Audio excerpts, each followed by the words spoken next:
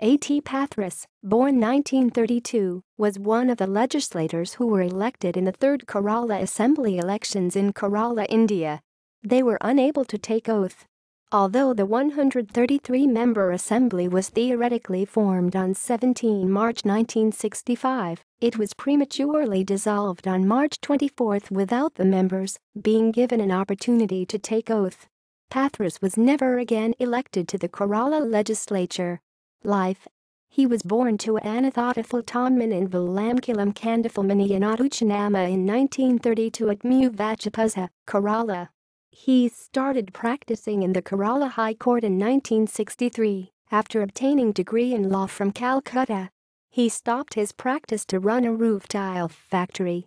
In 1963, he was elected as a Panchayat member.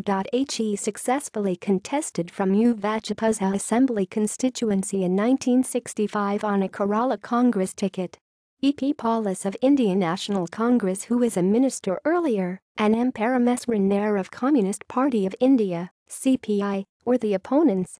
Even though he contested in 1967 as well, he was defeated by P.V. Abraham of CPI. He was a Panchayat president for 18 years.